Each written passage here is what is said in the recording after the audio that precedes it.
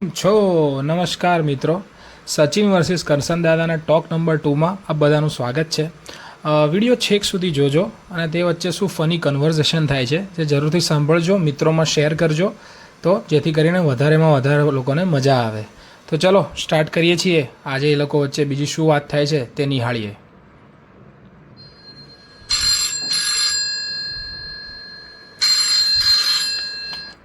Hello,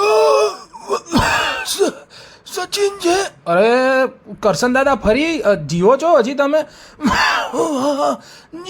જીવું છું. આ કેટલો પણ હજી તમારે શું બાકી રહી ગયું છે? અરે હજી તો મારે ઘણા બધા કામ કરવાના છે. આ શું હવે એટલું બધું રહી ગયું છે? સાંભળ, મારે એક 72 ઇંચનું ટીવી લેવું છે. કેમ 72 ઇંચનું ટીવીનું અત્યારે તમારે શું જરૂર છે? તમારો રૂમ 8x10નો તમારો રૂમ છે.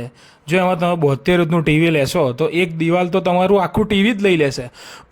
અરે મને છે ને ક્રિકેટનો ઘણો શોખ છે.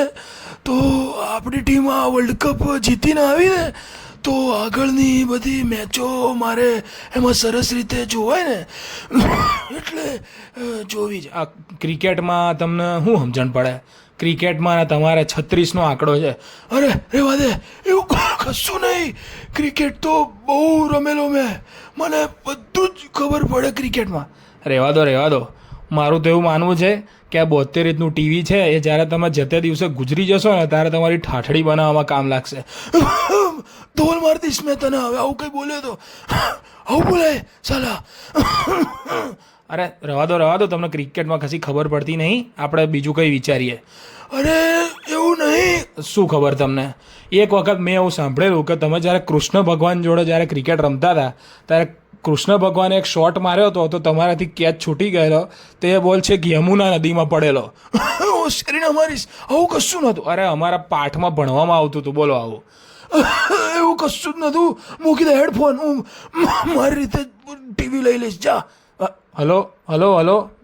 આ પાછો ફોન મૂકી દીધો. બોલ દાદાએ. લાગે છે દાદા હવે કૌરવ પાંડવોનો ફરી બીજી વખત મહાભારત શરૂ થશે ત્યાં સુધી જ જીવશે એવું લાગે છે હવે મને.